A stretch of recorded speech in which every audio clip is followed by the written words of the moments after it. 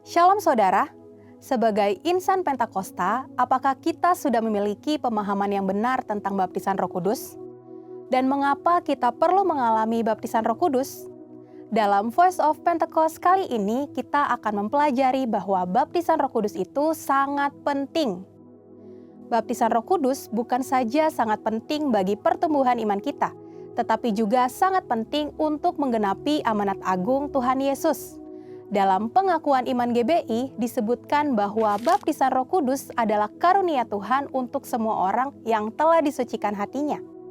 Tanda awal baptisan Roh Kudus adalah berkata-kata dengan bahasa roh sebagaimana diilhamkan oleh Roh Kudus.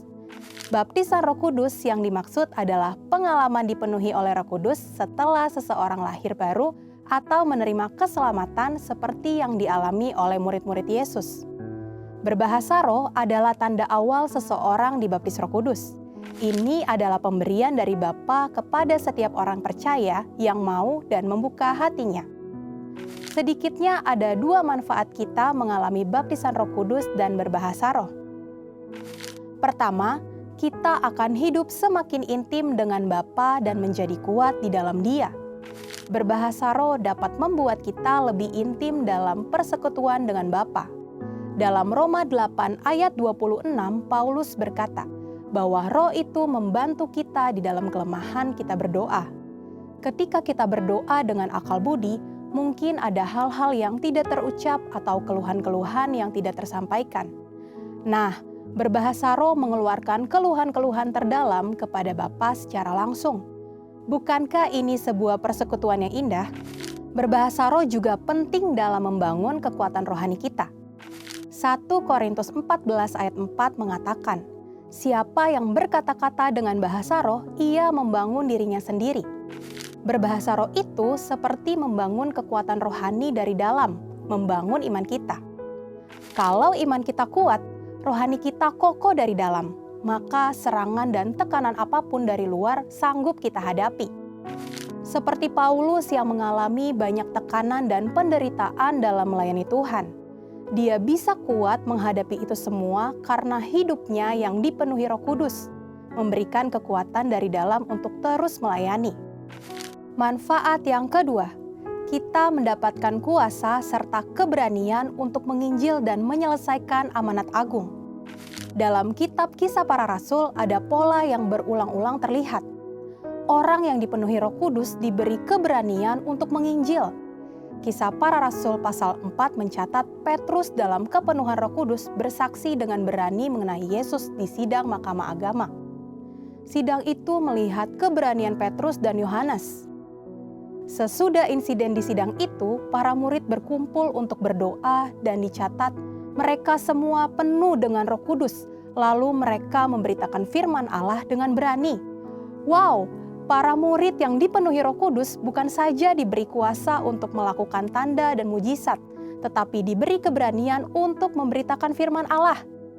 Keberanian dari Roh Kuduslah yang kita perlukan untuk menyelesaikan amanat agung di era Pentakosta ketiga ini.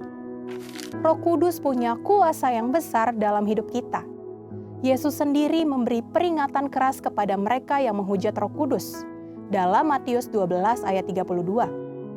Kata menghujat di sini memiliki arti sempit dan arti luas. Dalam arti sempit, penghujat digambarkan sebagai mereka yang tidak percaya kepada kuasa Roh Kudus, sehingga di dalam hidupnya kerap merendahkan dengan kata-kata dan perbuatan. Arti luas dari menghujat adalah saat seseorang menolak karya Roh Kudus dalam hidupnya. Dia mungkin melihat tanda dan mujizat dilakukan, pemberitaan Injil diberikan, tetapi hatinya terus-menerus menolak suara Roh Kudus. Sampai pada akhir hidupnya dia menolak keselamatan dan tidak dapat diampuni lagi. Jangan sampai kita mendukakan Roh Kudus apalagi menghujatnya. Mungkin ada saudara yang bertanya, bagaimana caranya agar saya bisa dibaptis Roh Kudus dengan tanda awal berbahasa roh? Caranya adalah dengan meminta kepada Bapa di surga dalam nama Yesus. Yesus berkata, jika kamu yang jahat tahu memberi pemberian yang baik kepada anak-anakmu, apalagi Bapamu yang di sorga, Ia akan memberikan Roh Kudus kepada mereka yang meminta kepadanya. Jadi, pertanyaannya bukanlah haruskah kita dibaptis Roh Kudus, tetapi maukah kita dibaptis Roh Kudus? Mari, biarlah hidup kita dipenuhi Roh Kudus.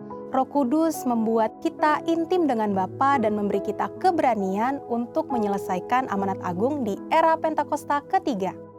Saudara, untuk penjelasan lebih lengkapnya dari tim teologi kami, silakan untuk buka link yang ada di atas atau scan QR Code yang tersedia. Tuhan Yesus memberkati.